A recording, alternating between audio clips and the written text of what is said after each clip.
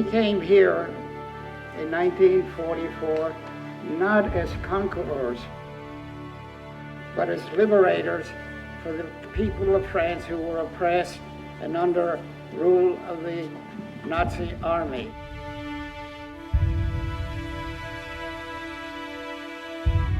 We came as France, and we continue to be France.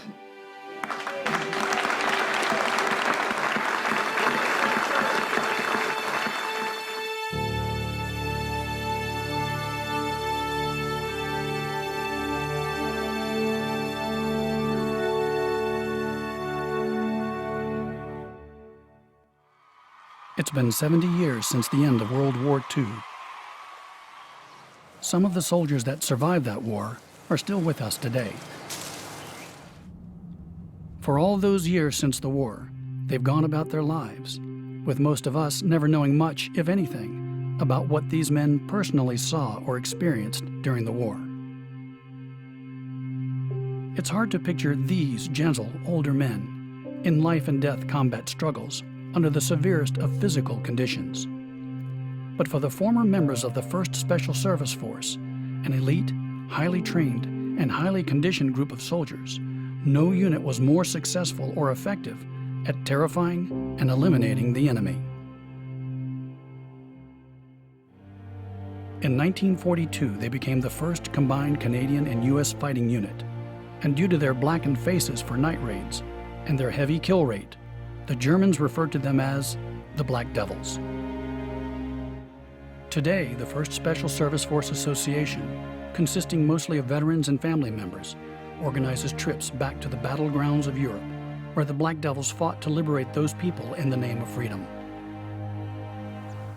For the veterans, the trips are a chance to retrace the steps of their wartime memories and visit the graves of their fallen friends and comrades. Family members will visit where their ancestors fought and perhaps died. Some go in hopes of finding answers to lifelong questions about the events that happened there, that shaped those men for the rest of their lives. The legacy of the Black Devils reaches across generations, and the effects on the world and lives they rescued years ago continues today and into the future. So who were these out-of-the-ordinary men who volunteered for such a dangerous mission? How and why was this unique unit created? We have to go back to the dark days of the beginning of World War II to find out. Great Britain was unprepared when, in 1939, Adolf Hitler launched his Blitzkrieg and began Germany's war on Europe. Most of Great Britain's military leaders were primarily concerned with the possibility of Germany landing on British soil, and were initially focused on a defensive war plan. Prime Minister Winston Churchill, however, declared to the House of Commons on June 4, 1940, "We shall not be content with a defensive war. We should immediately set to work to organize self-contained, thoroughly equipped raiding units. These hand-picked commando units conducting guerrilla warfare would inflict the most damage while requiring less manpower and preoccupy a much greater number of the enemy." This approach proved successful, but as the war grew, greater resources were needed, and the British turned to both Canada and the United States to create a combined commando unit. That unit would become the 1st Special Service Force, later to be known as the Black Devils. A secret mission into German-occupied Norway was planned by the Allies, with the intent to destroy the heavy water electric plants, which Germany needed to develop nuclear weapons. Codenamed Project Plow, the winter mission was to be conducted by this yet-to-be-formed North American Commando Unit. The feasibility of such a mission concerned many in the United States War Office. The officer assigned to assess the viability of the project was Lieutenant Colonel Robert T. Frederick. His assessment was scathing. In short, he considered it a suicide mission. However, Churchill's insistence and General Eisenhower's commitment to support the plan meant that preparations were to commence immediately. And ironically, in light of his intimate knowledge of why it wouldn't work, Lieutenant Colonel Frederick was eventually chosen as the right man to command the unit. it was time for Frederick to organize and train the unit that he would name the 1st Special Service Force.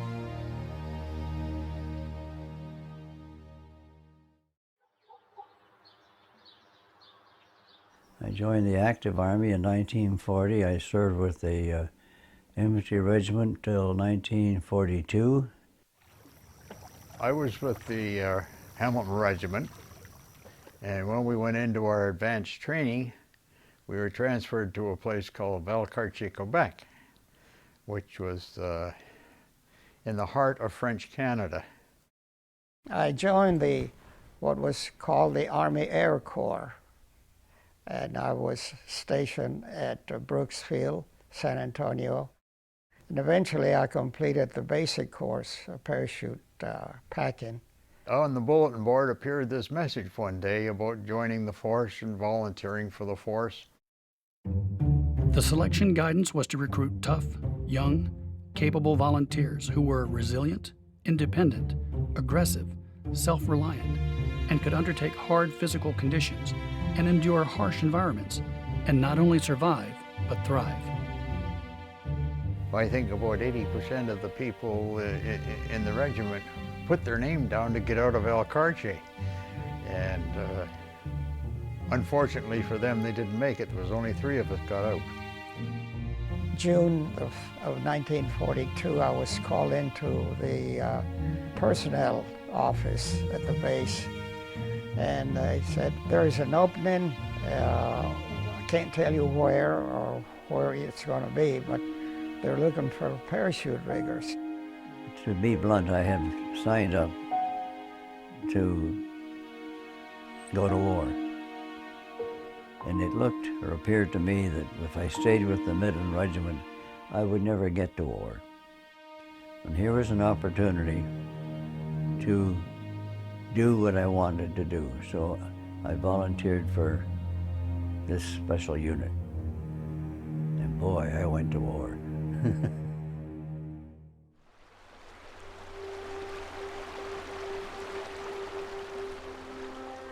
In a remote area of Montana, away from the public eye, Colonel Frederick found his training facility.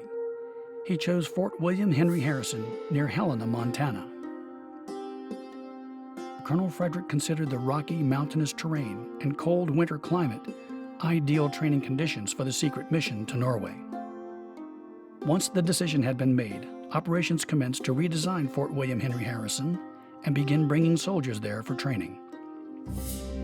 Colonel Frederick insisted that Canadian and American soldiers be completely integrated in order to build the cohesiveness needed for this unique unit. So I got put into one tent. I walked down to it. There was one guy in there. Now, he was from San Jose. But we became good friends. We all went through the training. Well, little did we know what we were getting into. When I joined the force, I was 18 or 19 years old, something like that. I was more or less not in too bad a shape.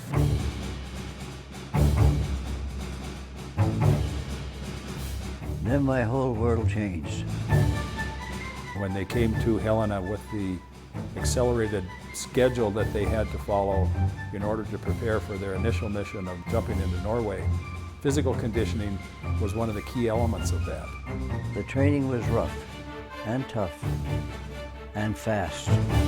One of the notable landmarks of Fort Harrison that the force will remember certainly is Muscle Mountain, and I'm not sure the forcemen speak kindly of it. You run up the one side and down the other, and all the things were put on there. And by the time you got through that, you knew you were into something. The features that almost each forceman will tell you that contributed highly to their survival was, one, the training, the extensive training they received, and second, but more importantly, was the conditioning. There was nobody they faced as well conditioned as the forcemen were. We're now standing on Marshall Field, the drop zone at Fort Harrison, so their airborne training was conducted right here. They harnessed up one day, they jumped out of some mock-up the next day, and the third day they were going out of the airplane And at the time, and with the acceleration of the training, if you didn't go out the door on your first jump, then you were sent home. And we started doing mountain climbing and then getting demolitions. We had to learn unarmed combat. We had to learn skiing. We didn't blow up the whole of Montana, but we tried. Some things that weren't supposed to be blown up. Well, we got going in our training and we finished with the jumping and some of the mountain climbing and a few of the other things. Just for conditioning, we usually went about 3 25-mile route marches a week. But in 6 months, we had been viciously trained to do the job. By the time we had finished our training, it didn't matter whether you're Canadian or American. Everybody was working together, training together for the mission.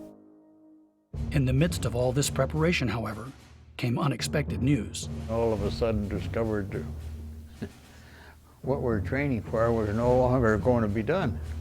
The enemy occupied Norway, and they would take it out on the people if something happened against their war effort. They figured there'd be too many reprisals if we went in to do what we were going to do. So that didn't happen. The mission to Norway was indeed scrapped, but the training and conditioning of the 1st Special Service Force would soon be put to use elsewhere in the war, on other equally, if not more, dangerous missions.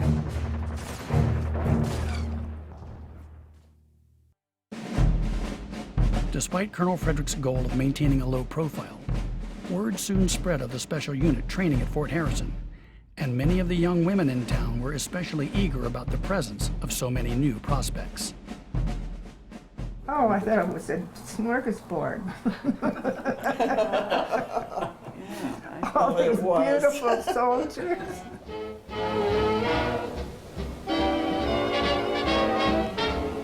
My mother and dad had a dance band, and I was one that sold the tickets. So he went over to the doorman, and he says, "Does she ever get out to dance?" Sure enough, as I came out the door, here he came. And that was the beginning. He called me the next day. This gorgeous Canadian soldier came over and asked me to dance. And I said, "No, I can't dance with you. I haven't danced with my partner yet." And so after Arthur came back, he came over and asked permission to dance with me. And when he found out that I worked at the fort, he said, "I love redheads, and I'll meet you at noon at the PX." So he called me and we had a date, and that was it. That was it. In April of 1943, the 1st Special Service Force was finally called into action. They were a new breed of soldier, commandos, super trained for the most challenging and dangerous missions. The new brides, of which there were eventually over 200 of them, now faced the frightening possibility of becoming war widows. Dave came home and said, "We're leaving." And we didn't know anything about the mission, but we knew that it was dangerous, because when before we got married, they weren't supposed to get married. I had to go to the head of the Canadian troops to ask for permission, and he told me that, he said, "You better think this over, because there's only going to be 10% of these guys that come back." And I said, "I'll take my chances," he is. With the mission to Norway canceled, the Black Devils were eventually sent to engage the Japanese on the island of Kiska in the Aleutian Islands. When the force arrived, however, the enemy had already moved on, so there was no engagement. Soon after that, the Black Devils found themselves bound for Italy to engage in some of the fiercest battles in Europe during World War II. Their skills, conditioning, bravery, and commitment became legendary. Many forcemen who were wounded in battle often rejoined their comrades to continue the fight, in time giving the force the extraordinary casualty rate of 134%. In 2014, veterans of the Black Devils, joined by family, friends, and members of the 1st Special Service Force Association, returned to the mountains, beaches, and villages of Italy and France, where the Black Devils had fought and died. The appreciation, reverence, and connection they have with the forcemen and one another is what brings them on these tours, looking for answers and a chance to reach out to the past. Answers to questions about the men they never knew, or perhaps the men they did know.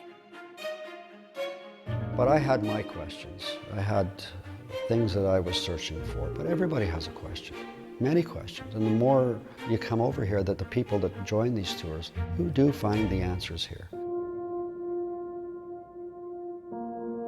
Several of the Black Devils themselves had planned to make the trip, but at the last moment, failing health prevented most from traveling. Only Eugene Gutierrez, president of the association, was able to represent his comrades in Italy. Together, the group would explore battlefields where the forcemen fought costly engagements. A few would visit the grave sites of their grandfathers, uncles, or fathers, some for the first time. Eugene's thoughts will carry him where the rest cannot go. He will recall the battles, the enemy, and the friends that did not make it home. The Black Devils were revered as heroes and liberators, and the celebrations began immediately upon arriving in Italy.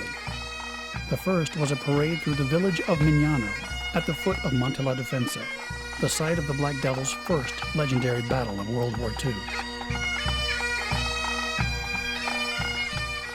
Parades and emotional outpouring from locals would be cheerful experiences for the Force family on this trip.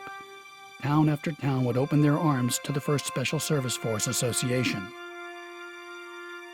Tour organizers John Hart and Gianni Blasi knew, however, that the most significant moments for many of the members were waiting in fields, on beaches, in the cemeteries, and on the mountains.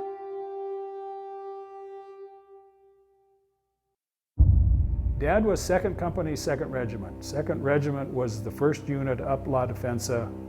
1st and 2nd Company were on the mountaintop when the battle engaged, so Dad was one of the first men on top of the mountain. Monte la Defensa was aptly named. The Germans took advantage of its controlling view of the Liri Valley, and its forbidding cliffs made it a defensive stronghold, protecting the southern approach to Rome from the Allies. Despite weeks of attacks, the Allies had found it impossible to remove the Germans. The training and conditioning of the 1st Special Service Force was about to change that. The battle for the summit of Monte la Defensa stands out as the crucible that proved the character, skill, and bravery of the force beyond question. The fighting was fierce, the conditions brutal, and many soldiers in the force perished there. On the night of December 1st, they marched through the snow and rain and reached this point by the morning of December 1st. I think anybody in their right mind welcomed the rain because in the pouring rain, their observation was poor. They spent the day of December 2nd just staying out of sight of the Germans because the Germans were all up on this high ground. We were right underneath the Germans. We were all set to go when it got dark. Air and artillery attacks began around 10 p.m. to pummel the enemy and distract their attention. 64,000 rounds of high explosives, white phosphorus, and smoke shells were used in the heaviest concentration of artillery fire during the entire Italian campaign. A 4-hour barrage, a creeping barrage up the mountain. The night of December 2nd, 4 scouts went up and set the ropes. We had some people who were mountain people and who knew what they were doing. And they went up and laid ropes in. We climbed up those ropes. I had a rifle, ammunition for it, 45 automatic with ammunition for it, a bandolier around for the machine gun, and a jerry can of water. And just about dawn, we went over the top. At daybreak, the battle started. There's some different reflections of what actually started the battle. Partway up, the guy in front of me slipped and hit my helmet and knocked it off. And bang, bang, bang down the hill it went. Ed Thomas said that's what started it all, but I don't think so. I don't think so. There was fog, there was snow, there was rain. Several of the men said you couldn't see 10 feet in front of you. There's nothing but solid rock up there. You couldn't dig a foxhole if you wanted to. They had it all set up, and they had everything set fine for them. They'd been up there for a long time. It's just when the mortars started coming in, you know, you never hear the one that gets you. Well, it got my American friend Clyde and I guess it must have hit pretty close in, because some of the guys said I got blown about 15 feet in the air. I came to, I was laying on a stretcher just off the top of the mountain, and it was sort of an indentation. And I was laying in there, and Ed Thomas, he jumped into the little foxhole that the Germans had built, and a couple of guys were in there, and he got sliced in the leg with a bayonet. And I came to a couple of times, but we got taken out of there and taken down to the evac station. Anyway, we got the mountains. Monte La Defensa was just the beginning of a bloody campaign known as the Winter Line.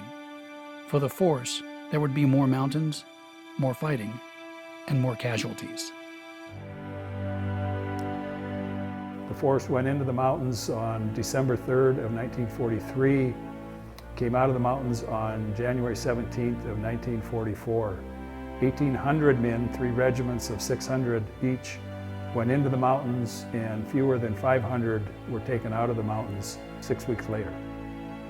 The loss of life, the tragedy, we've got a feel of what happened up there now, and many of the veterans who've been with us have been up there, and they say a few things, but they don't say a lot. When you get to the top, just sit in the shade, take your time, look around, and slowly we'll all get up there together. The members of the association had greatly anticipated this part of the visit and were prepared for the rugged climb to the top of Monte La Defensa. Most would make the more gradual climb on what was referred to as the German side of the mountain, but a small group planned to go up the treacherous attack route to get an even greater insight into what the Black Devils had experienced. We have our own set of challenges, albeit not as severe as the boys before us. I need to remember what my grandfather did. You can hear stories, and the stories are very, emotional. But once you actually go and you see the cliffs in front of you, it gives us a little bit of a sense of what they did for us, for our generations and future generations.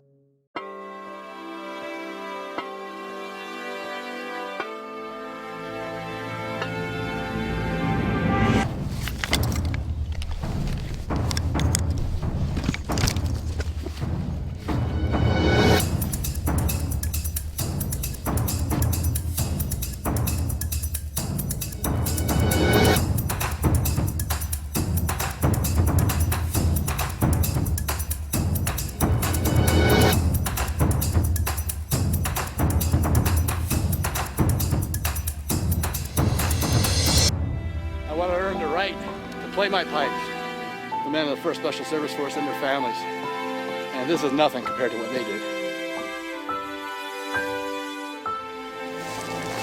You, Dad.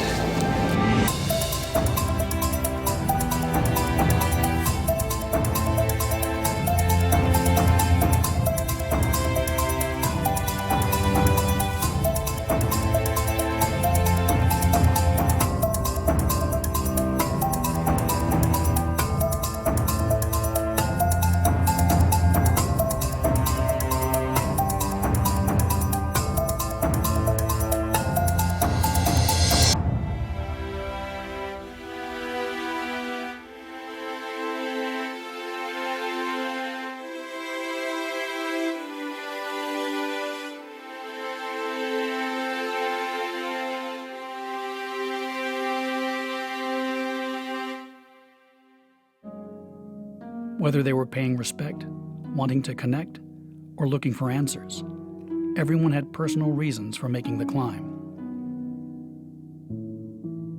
As soon as I heard we were going to have the opportunity to climb La Defensa, I absolutely knew that was someplace that Evan needed to be.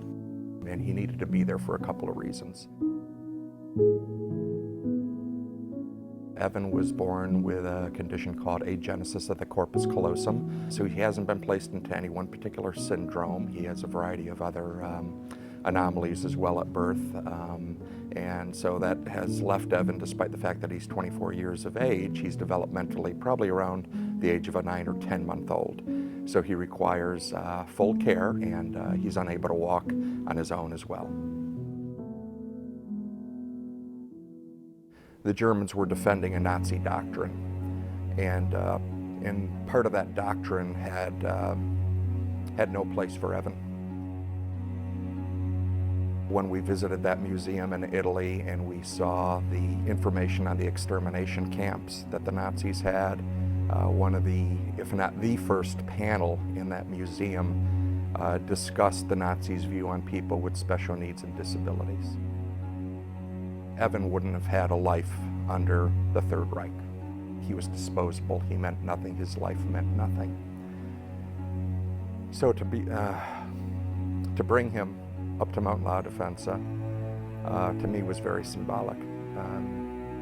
Number one, it paid tribute to the men of the force that lost their lives there and the men that survived the battle to drive the Germans off of that mountain.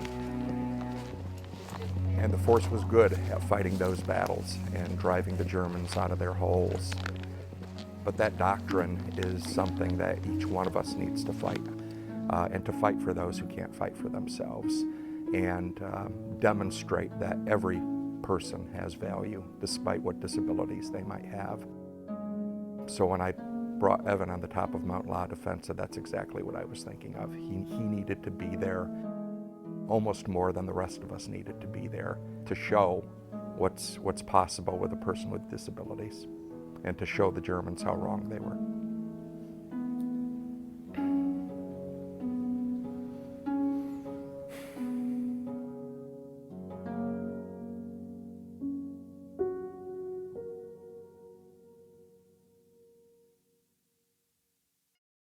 The legacy of the force could be seen and heard that day on the top of La Defensa.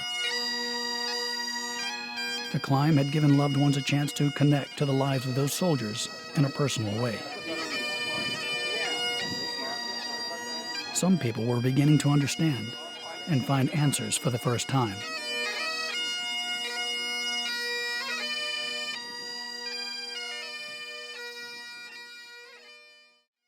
The 1st Special Service Force would spend months fighting in the mountains that winter, liberating villages and pushing the Germans further north. The biggest thing about that was not only the enemy resistance, was the weather. The snow and sleet and rain, all in a 24-hour period, and cold, bitterly cold. I lost a lot of friends up there, but we took the mountain. That's all I can say about it.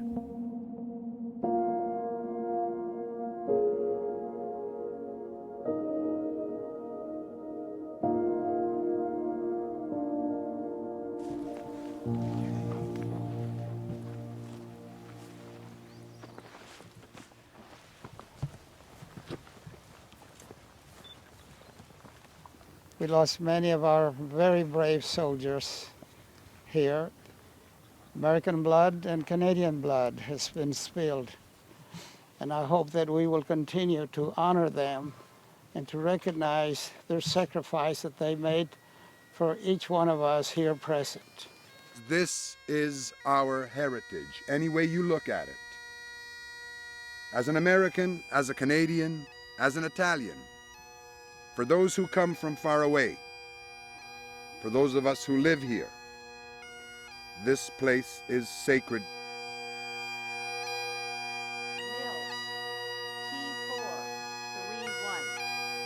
Nelson, Private, Headquarters.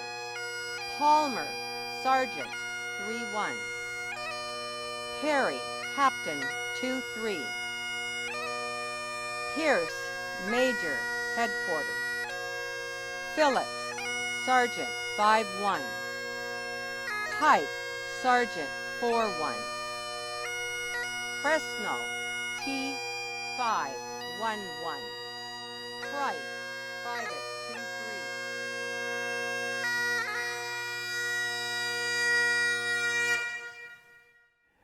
By that time, the 1st Special Service Force was pretty badly beaten up. There were a lot of killed and wounded.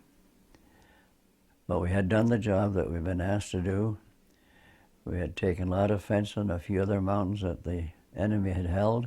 Highway 6 and 7 essentially was more or less open to what it had been before the mountain attack. The Allies had elected to make an invasion in the area of Nettuno and Anzio and try and cut off the enemy retreat coming up from Italy towards Rome. It didn't work. The enemy had several regiments up around Florence in Italy, which was north of Rome. They trapped the Allied force on the beachhead, and they couldn't fight their way out. They needed help on the Anzio beachhead.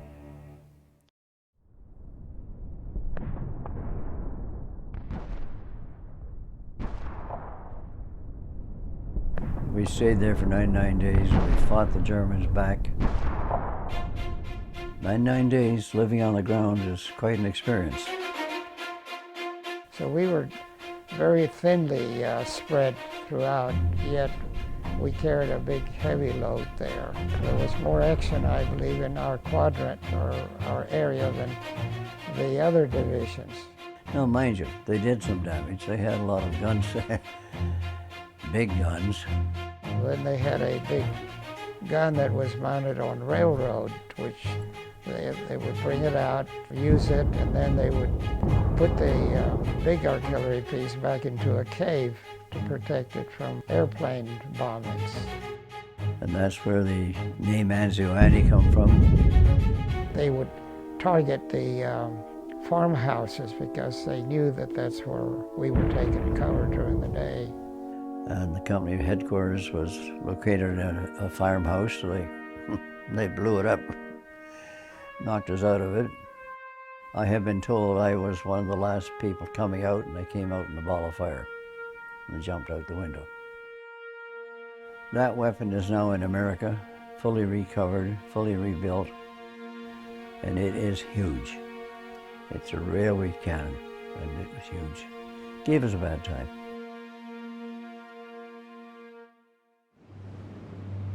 With blackened faces, it was their nighttime raids in Anzio that earned the 1st Special Service Force the nickname the Black Devils, given to them by the enemy. In the mountains, it had been primarily their conditioning that led to victory. At Anzio, in the dark, it was their stealth and lethal hand-to-hand killing ability that struck fear in the enemy. It was at Anzio where Colonel Frederick created stickers that said, in German, "The worst is yet to come," and the Black Devils would stick them on the helmets of their slain enemy, to be found the next morning by their comrades. Their tactics and kill rate were so effective that the Germans vastly overestimated their numbers and pulled back their lines, and Hitler ordered that none of the Allied commandos be captured, only killed. After 99 days, it was time for the breakout and final push to liberate Rome. The Anzio breakout began weeks of costly fighting with a stiff German resistance as the Black Devils moved toward Rome. Every village, barn, and intersection was guarded by machine guns and 88mm cannons. Made our way heading for Rome. We went through several villages which we captured or drove the enemy out of. When the Allies finally reached Rome on June 4, 1944, the 1st Special Service Force was given the assignment of capturing 7 bridges in the city to prevent their demolition by the withdrawing Germans, making them the first Allied unit to enter the Eternal City. And my company was given the job of capturing 6 or 7 bridges so to make sure the Germans wouldn't blow them up. When we went to take the bridge, we found at the bridge there was a few machine gunners, so we cleaned them out. They were armed, the bridges were armed, but We got there pretty quick and they didn't move them up. They left a few snipers behind, which gave us a bad time. After we captured the bridges, basically the battle for Rome was over. They'd all gone. They'd gone north and left. The reception of the Italian people as we came in was like, welcome home, sort of thing. They had more wine than you could shake a stick at. They must have been saving it for years because all of a sudden it appeared. They treated us very well, and they couldn't feed us very much. They had not very much to feed. But they did give us some wine and lots of hugs and kisses and welcomes and what have you. With the liberation of Rome came a break in the action for the Black Devils in Italy, and much needed R&R. Just outside Rome, on the shore of Lake Albano, the site of the Pope's summer palace, the Black Devils camped for a short time as they recovered from months of battle and awaited their next assignment. And this is where we had a little bit of sadness. General Frederick was relieved of the 1st Special Service Force Command and given a bigger and better command. He was a very well-liked leader. It was a sad day when we lost General Frederick because he was one son of a gun of a leader. He was the most wounded general or officer that we had, I think, in World War II. He would not ask you to do anything that he wouldn't do himself. It was good to serve under a man like that, let's put it that way.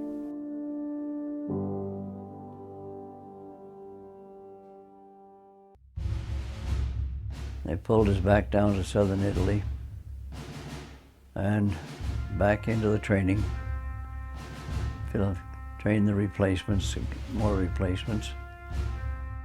At that point, we were the newcomers, but they treated us like equals. They were a great outfit. Some of us got orders to go and attack a couple of islands. Now the secret was out. This was the preparation of the invasion of southern France.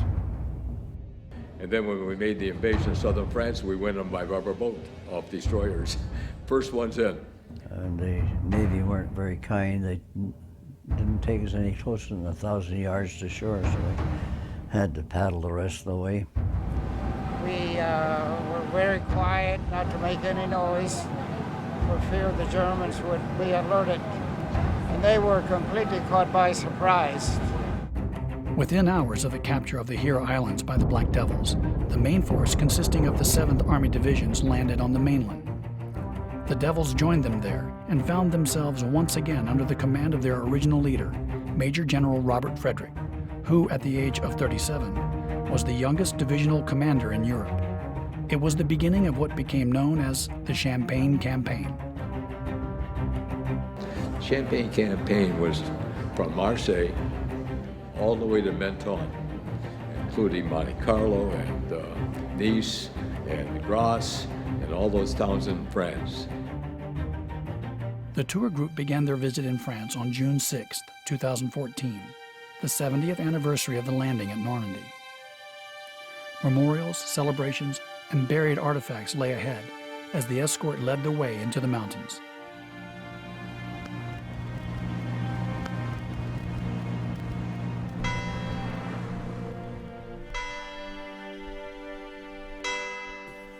Libérer nos patries, privées de leur liberté.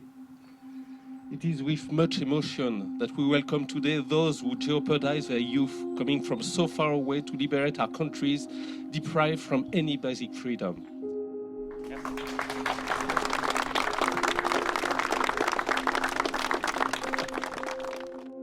Tucked away in the busy center of the coastal city of Nice was a small garden dedicated to the memory of the 1st Special Service Force.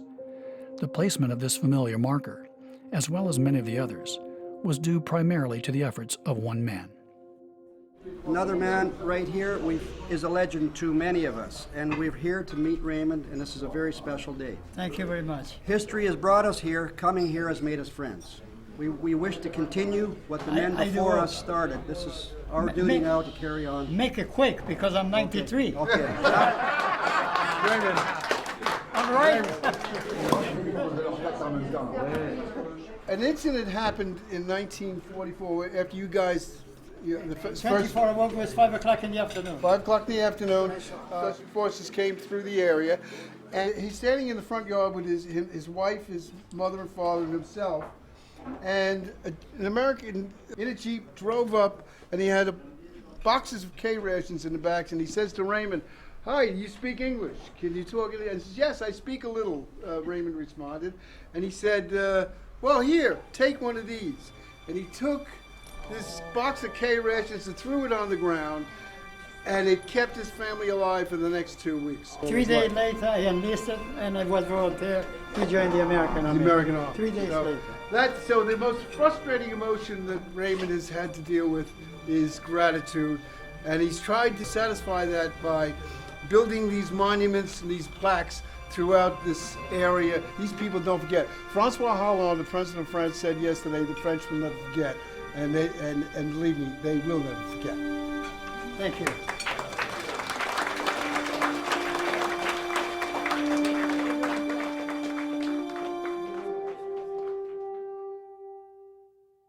In my opinion, there is a bond that has been developed with the forcemen. If you're a forceman, you're a forceman. The intangible ropes that hold you together are hard to describe. I can't. The uniqueness of the force, as I explained before, it was such a close bonding as a unit. We trained together, we fought together. It was a short period of time. 29 months, when you figure it out, is very short in the life of the military. The training that we did and accomplished together made the backbone of the force. We were two people from two different countries under one command, and how they got together, and they did a remarkable job. And the fellows just, they felt they didn't have to look who was where. They knew the right and left flank was protected. You didn't worry about that. You just went ahead, and the other fellow did the same thing. The guy would get injured or wounded, and he had to be rescued, or he had to be saved, or something had to be done with him. You just don't leave him out there. I know of guys that went out and brought them back. You know, they didn't have to, but they did. And I shouldn't say they didn't have to. They had to. That was your buddy. You've got to go and get him.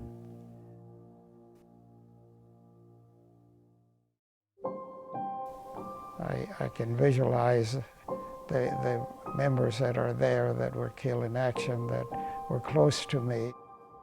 Well, it's a sad moment for me for them to have been taken away, and try to remember them and keep them in my prayers a lot. That's funny. I'm not normally this way. I don't usually get sentimental. I guess that's the right word.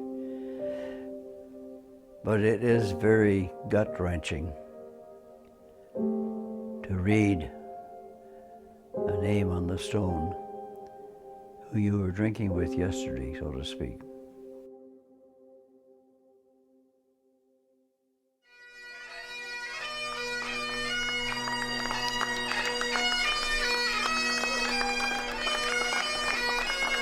Alors aujourd'hui, nous sommes réunis ici, comme dans d'autres communes de France, pour commémorer le 70e anniversaire de notre libération du régime nazi. C'est donc avec une immense émotion que nous recevons aujourd'hui les vétérans et les descendants de la 1st Special Service Force.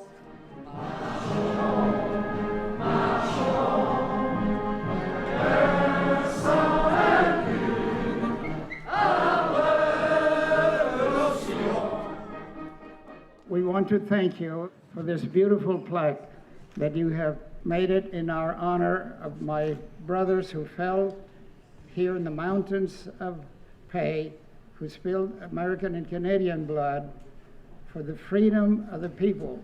We came here in 1944 not as conquerors, but as liberators for the people of France who were oppressed and under rule of the Nazi army. We came as France, and we continue to be France. Thank you. Thank you very much. Thank you. The reception by the people of the town of Pei was indeed a hero's welcome for Cy and Eugene. The affection shown for the two veterans made it clear that the sacrifice of those soldiers 70 years ago was still very dear to the entire town, old and young alike. I say thank you for liberate Pei. You are an hero and our angel, and thank you so much. It was so emotional for us to see you. Thank you. Thank you.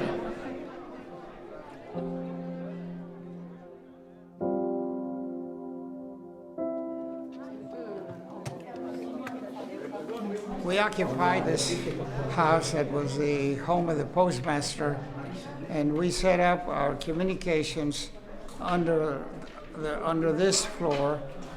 This is a very solid foundation, solid roof, so we made sure that we had good protection in case of any shelling in order to protect our communications with the different regiments.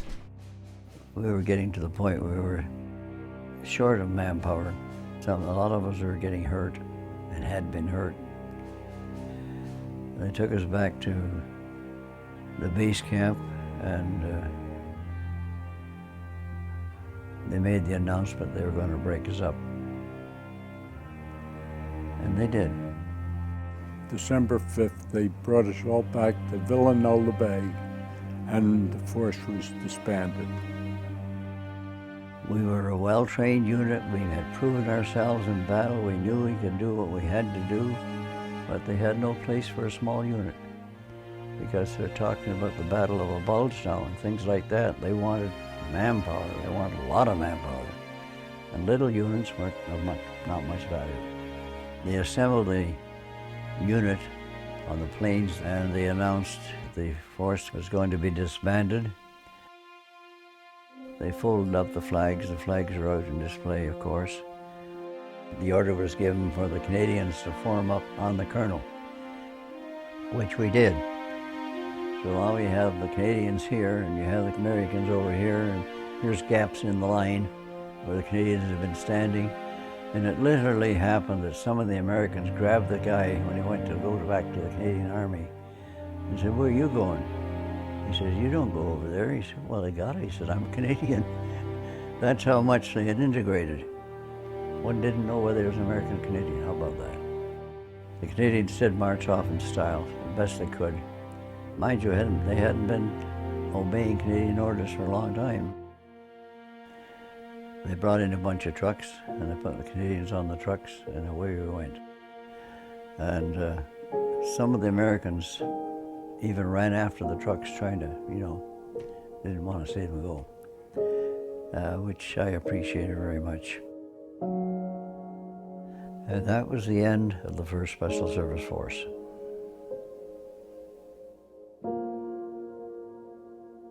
As the farewells began and the tour came to a close, people felt they were going home with a deeper understanding of what their fathers, uncles, and grandfathers had been through.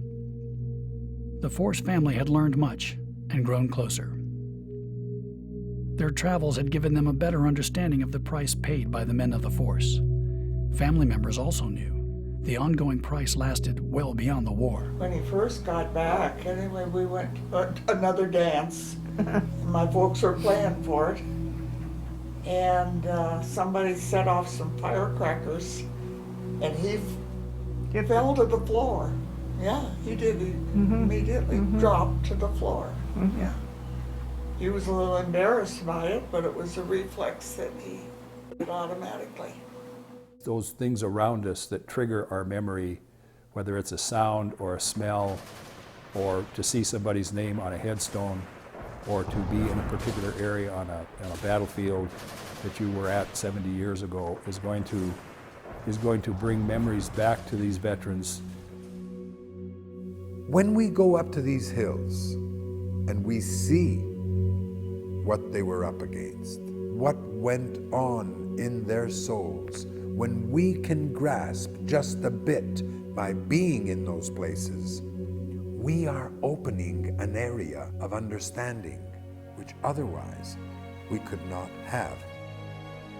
Some people had questions about why their fathers were the way they were. Well, coming here has brought them closer to answering those questions that they grew up with.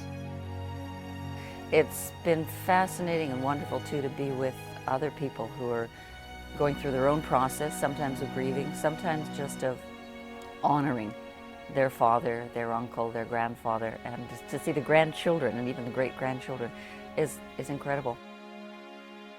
Now they understand what their fathers went through, and only through that can they better carry the message. It's not just history, it's also our future, because we need to keep it going. It's what they did for us, we have to carry it on.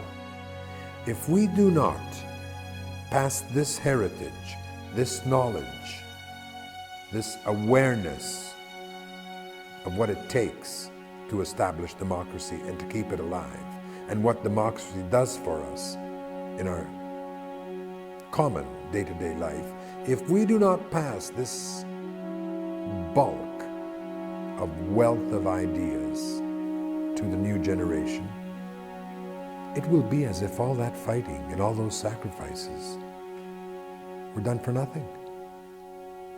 It is easy to forget them, and we cannot allow that. Since the days of the Revolution, Congress has awarded gold medals to express the people's appreciation for distinguished achievements. Today, pursuant to House Resolution 324, we will present a gold medal in honor of the 1st Special Service Force. These men represent the finest of the finest. So, today we bestow on them our highest honor. For these men saved the free world, and now are free to savor the triumph and to share their stories for years to come. And we present it here on this day in our capital on behalf of a proud and grateful nation. Thank you.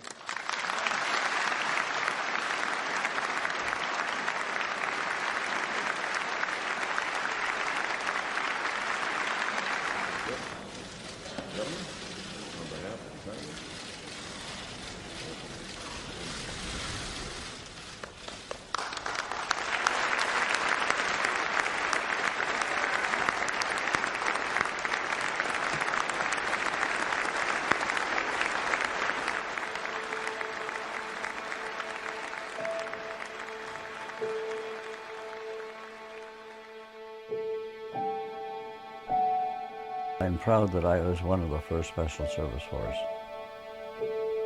I'm proud that I have friends who are members of the force, and I'm proud that some of those friends and I went through hell. And I'm proud that we did the job we were given to do. These men faced incredible fear with incredible determination. And that was only the beginning.